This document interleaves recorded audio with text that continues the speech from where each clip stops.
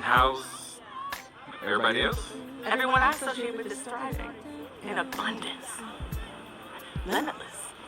Hello, welcome. I'm Aline, and I'm here to react to Tyler Perry's Sistas. It opens off where it left off last week when Hayden, the cute, unattractive nigga, trespasses on Zach's property. They sling around apropos pejoratives to one another, where Zach calls Hayden Uncle Tom, and Hayden calls Zach a criminal.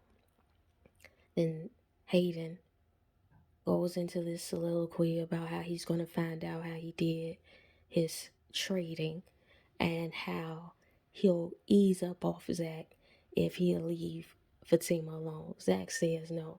Here's what I'm wondering. Why didn't you go to try to kill this Mickey Ficky when you were in a stand your ground state? Aren't they in Georgia? Next scene is opening with them down to the strip club as they left off last week, and Fuego come up and they recommend Sabrina to get the dance. Anyway, they come back to the table. They him and her about which one you want, Zach or the preacher man. Karen, like, leave it alone. She not drinking. They all questioning her and trying to pressure her to drink. Then Andy apologized, say she won't try to hurt her or won't hurt her again. Asshole. Because you just did what you did to hurt her right after she left by having a conversation with Fatima about Zach again. I ain't saying what you saying to Fatima about Zach is right or wrong, but you still having those conversations that is putting you in the middle. Anyway, Karen, for some odd reason, and I think it's to tell Fatima that she pregnant, Karen suggests to Andy to get Fatima down there because she the homie. She might as well be amongst the guys. So then she go off to the bathroom. Then Fuego approaches the table to then flirt with Danny. So when they banter, Danny and Fuego's banter, he says he was feeling her, she wasn't feeling him. They were both big, whoop de whoop whoop up the band. But then the last time, or the time before last, they smash. So how y'all don't know y'all feeling each other when y'all smash? Maybe she wasn't feeling him. I don't get it. But how you ain't know he wasn't feeling you? Whatever. No, don't tell this Preston story again. I don't give a fuck. We done told it 3 and 4 times on 3 and 4 different occasions, girl. How far along is Karen and is pregnant? Right, that's the question. So we down to Fatima apartment, and Zach coming in and tell her about Karen being pregnant. Is she gonna keep the baby? Look like whoop de whoop whoop up the band. Then he go into Hayden and what he said down to his apartment and what we just witnessed. Fatima reacts as she always react, as if she got it handled. Girl, you don't have Hayden handled, because Hayden is on your heels quite literally. It's stalking. No, girl, let 12. Let one time. No, just one time, G. And the fact that Zach say is devastating that he having a baby on the way. Karen, girl, look like you gonna be that single mother I hypothesized about last week. So the next thing, they back down to the strip club and everybody want to leave early. And Danny stays behind to inevitably hook up with Fuego. Doc potted ass Andy ends up down the London bridges, as I assume she would, because once she get mad at Gary, she find a nigga to go fuck with. Before we get too deep in the scene, I would be very curious as to how he came into contact with the very girl that Gary was smashing on the side, and is he in on it, because you prone to a setup. So for a good 2 minutes of this scene, they going back and forth on asking him the same question. He owns the law firm, apparently, and he owns a plane that is currently something wrong with it or something that he can't fly out to London, so he's stuck there. And she keep going back and forth with this nigga. Let's get on with a new scene. Yeah, another key part of that scene is the fact that he, for some reason, took a look at one of her case and wanted to fly and come meet her. Why?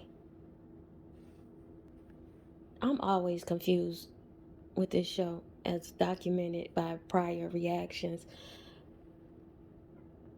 I am legitimately confused by what would provoke a person who keeps a low profile, owning a large law firm, to fly from a whole different continent to come to this continent to meet Andy. What has Andy done, accomplished on a level that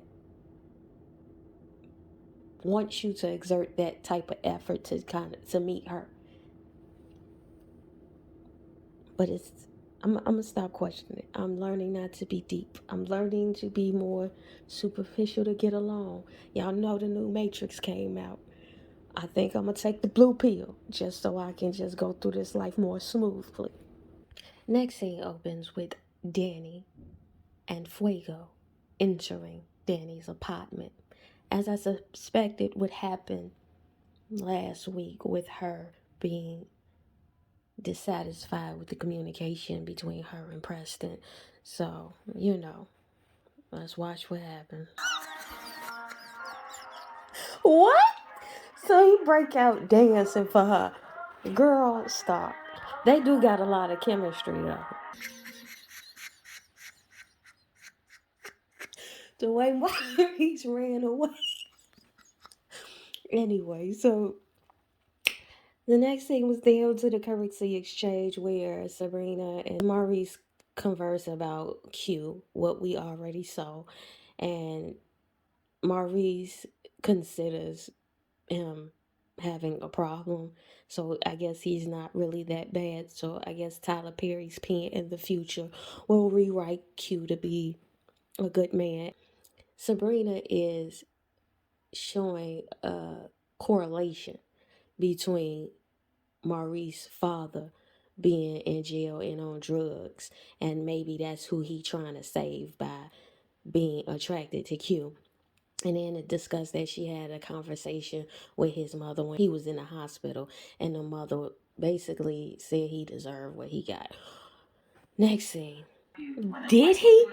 The rewriting of the story, the revisionist history that Tyler Perry does every episode. But anyway, so they down to Fatima apartment. Fatima get off the phone, basically knowing that Thought Pocket Andy was down there hunching on the boss, because he called her to say she gonna be in late. Then Zach come out the room asking what you finna do concerning the cute unattractive nigga down to your law firm. She go, I got it, trust me. They going back and forth for like 30 seconds with the same dialogue. I am just confused as to, out of all the times you've confronted this man, which is damn near every episode, he has not stopped what he's done no matter what you do. So apparently whatever you doing ain't doing it. But then again, she goes into the conversation like, I'm not gonna let nothing happen to you. You work too hard to come up. Has he really though? I mean, I guess he did work for the chain breakers for a little bit, enough to turn a profit.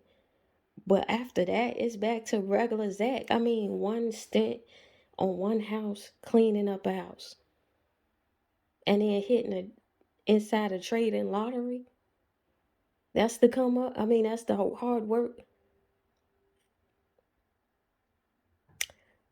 I guess. I mean, maybe it is the hard work because it's consistently. I'm gonna get off Zach because I know people really like Zach. It ain't just Karen's baby; it's his baby. So we down to the currency exchange, and Maurice goes into his origin story, and we find out that his father was a cluck who hung himself, and he was a child who bore witness to, the fucked up shit clucks do, and it has scarred him and left him with his motto that he has to be strong from that day forward, and he swore he'd never not be strong. And Sabrina correlates again Q to his father, and Maurice realized that he's not his father. So the next scene opened up with Danny down to her apartment before he go into bed and her getting I guess, ready to leave for work. I have a sneaking suspicion this is when Preston finna show up again. Just like the last time when she got that other stripper or bar worker or something similar to this nigga to come back to the house the last time they argued. Is this a pattern with every character in this show where every time they get into it with one nigga, they gotta go hunch on another? Like I said, Preston at the door as he walking out. Knew it. Girl, this setup was seen a mile away, you dumb asshole. So anyway, Andy wakes up in the same bed with London Bridges from the night before. She argues about having to hurry up down to work, and then he go, "Don't rush, we would like to do it again." She go, "Who we?" And Gary come out the bathroom. Girl, you should have seen that coming. So the story ends with Fatima in the parking lot with Hayden, getting into Hayden's car and taking out some brass knuckles to punch him. And she goes off and punches him repeatedly with his brass knuckles. He then hauls off and hit her. And then she says, "That's what I wanted you to do." And she whistles, and people pop out a van, help her out the car, and then get into the car. And she walks off like she did something. Okay, that's where the story ends. Yeah, this episode was not the episode of interest at all. At all. At all. It just felt like a total recap of everything. And it felt like I saw everything coming. So, I would like to say to those who listen to me this season, recap this show, I appreciate you listening and going along this journey with me, writing my graffiti on the walls of this approach, so the future can attest that we were here and this is what we thought of what was going on concerning bad television. Sisters, you can do anything you want to do. Just dream it, believe it, and achieve it. To the ethos, tell the future I said so.